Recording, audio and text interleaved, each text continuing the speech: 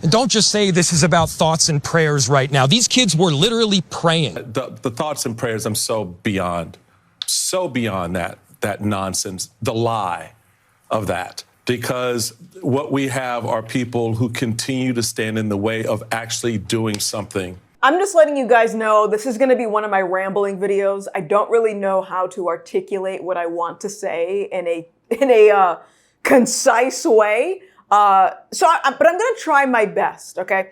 As of making this video, I have learned that there was a mass shooting that took place at a Catholic school.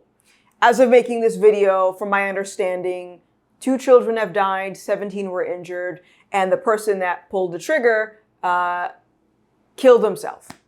Again, as of making this video, I'm sure we'll get more updates as the week goes on.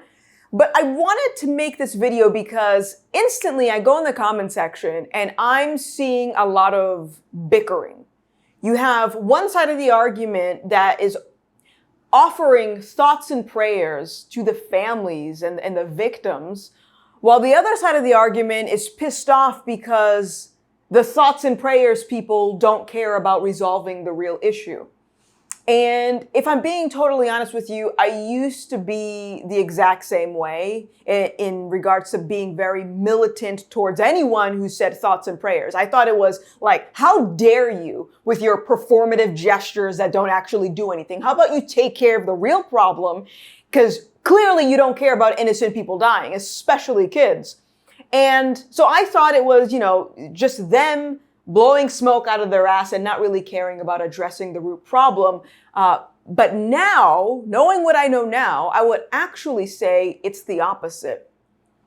That the thoughts and prayers people understand what the root problem is more so than the just shut up and do something about it. Because the do something about it tends to be more legislation, okay? There tends to be this belief that if we can just get enough laws down in the books, if we could just make more gun control policies, that's going to resolve the issue. And if that were the case, we wouldn't have mass stabbings. We wouldn't have people driving cars into crowds of people during festivals. We wouldn't have people trying to get creative with how they can harm another person, because the reality is when you take a tool away, it doesn't remove the hate. The hate isn't going to go away just because you say don't hate. That's not how it works. But as someone who used to share that mentality, I genuinely believe that we just need more laws. We need more laws, and that's going to resolve all of the violence we see in the world. And my goodness, that was such a naive worldview for me to have. A very naive and just lacking understanding of what the real problem is. I don't necessarily believe that anti-gun advocates know what they're doing, in the sense that they're just communists and they just want to disarm Americans. They don't actually care about freedom. That's really what their aim is.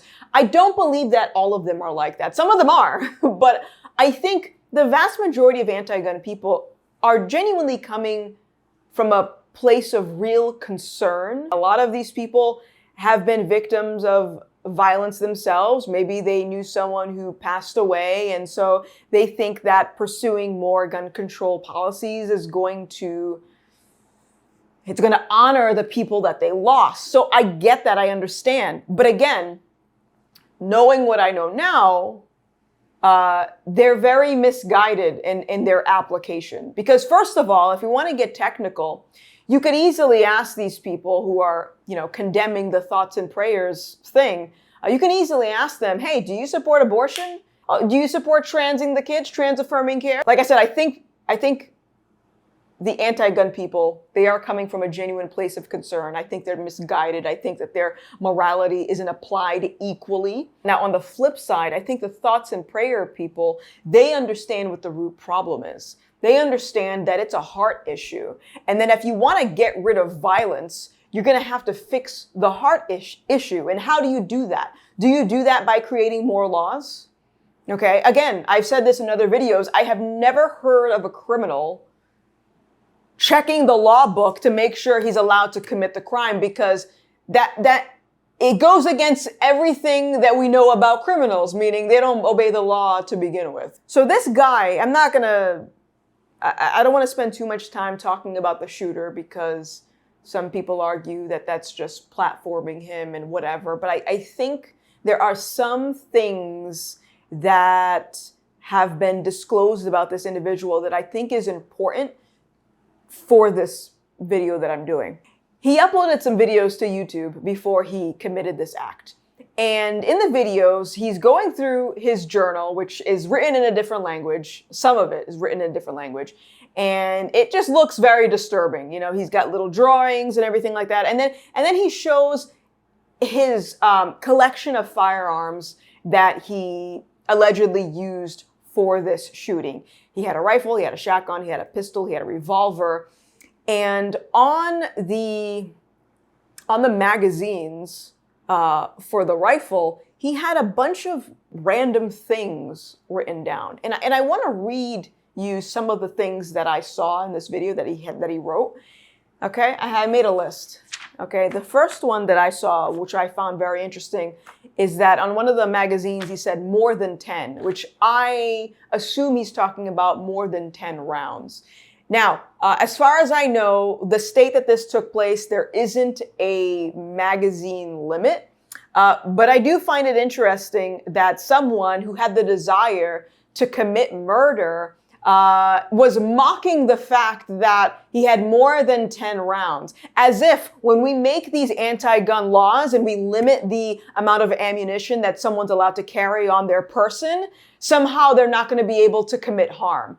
You know, if someone wants to hurt someone, they're going to do it regardless. They're going to find a way to do it, whether it's 10 rounds, 11 rounds, you know. And also, I would argue that it's an insult to victims when they have these magazine bans because, okay, so you're saying you want to limit the ammunition to 10 rounds. And so what? The first 10 victims didn't matter to you, but the 11th one does? Okay, I'm getting off track. Some other things that he had written down was kill Trump. There is no message. Where is your God? Humanity is overrated. And then the icing on the cake was he printed out like a little caricature of Jesus and he pasted that on a target. The act of committing murder is a sinful act. It's something that people do when they lack fear of a higher authority. To them, if they actually believed that there was a God and they were going to be held accountable for their actions, you would think that they would be a little bit more careful about what they do on earth. And so this guy that just did this shooting was pretty clear that he didn't fear any authority, let alone God. He literally said, humanity is overrated. But from a Christian perspective, humanity is a gift. Because we're all made in the image of God. And someone who doesn't have that understanding and that relationship with God, they're not going to see human beings with intrinsic value. They're going to look at human beings as disposable and I can just, hurt them if I want to and nothing's going to happen to me anyway when I die. Everything's just going to go black, right? When you see thoughts and prayers in the comment section, I want to encourage you, instead of getting mad at that, I want you to ask yourself, what's the real argument here? Is it the fact that we have too many things in the world that can be used as weapons?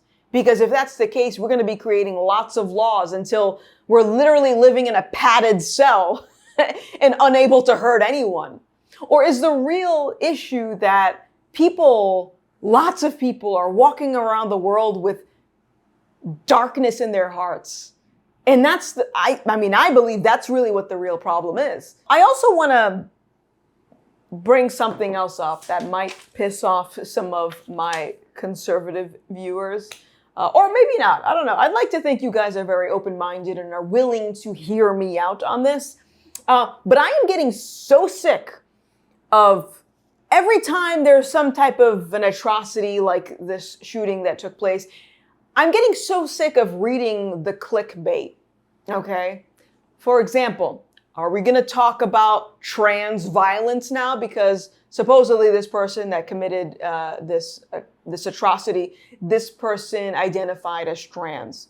And then you also have, was it last year, maybe 2 years ago? I can't remember at this point. The school in Tennessee, I think, where it was, again, a Christian school, and the person that committed the murder was trans. And so these conservative influencers are making the argument that the reason we're having all of these mass shootings is because of transgenderism. And honestly, I would put you in the same camp with the anti-gun activists for simplifying, oversimplifying the real problem. Is there a argument to be had about someone who is perhaps on SSRIs? Perhaps there's an argument to be had about someone's mental health if they are living in a delusion and they think that there's something that they're not. That's an argument to be had. But to say that the reason this mass shooting took place is specifically related to because they're trans, not only are you overlooking all of the other shootings that have happened by super hetero, non-gender confused individuals, you're overlooking that, but you're also oversimplifying, again, what the root problem is. The root problem is sin. The root problem is that people love their sinful actions more than they love God. Point blank, period. Okay? And I am so sick of seeing that type of rhetoric because you're moving people away from what the actual solution is. You want to get rid of violence in the world? You want to get rid of mass shootings? You want to get rid of hatred? Repent and give your life to Jesus Christ. Okay? Otherwise, we're just sort of tossing the ball back and forth. Okay? Nothing is getting done because we're trying to fix a spiritual problem with worldly solutions, and it doesn't work. Violence is never going away. There's always going to be death and murder and strife and all kinds of chaotic things in the world because we live in a broken world. We live in a world where people are guided by their own desires and their own flesh, and they end up doing things that are harmful to themselves and to their neighbors, and they have no regard for the bigger picture. And so my suggestion, if you're out there and you look at these, thoughts and prayers people, before you scoff at that, why don't you try it? Anyway, that's pretty much all I wanted to say about this video. I acknowledge that I was all over the place. This video might not even be a coherent video. It's more of a rant because I'm just so annoyed. I'm fed up. But if you enjoyed it, I know it's weird to say enjoyed it because we're talking about a topic that's really, really heavy. But if you did find it helpful, maybe if it gave you something to think about, leave a comment in the comment section below. I would love to hear from you guys. And of course, it will help with the algorithm because YouTube doesn't like truth, okay? They're not fond of that. So if you want the truth to get out in front of more people, just leave some gibberish in the comment section. Maybe, maybe your favorite Bible verse, write your favorite Bible verse. But yeah, all right. If you have a suggestion for another video as well, let me know. My name is Vanessa. You may know me as Gothix, and I will see you in the next one. Bye.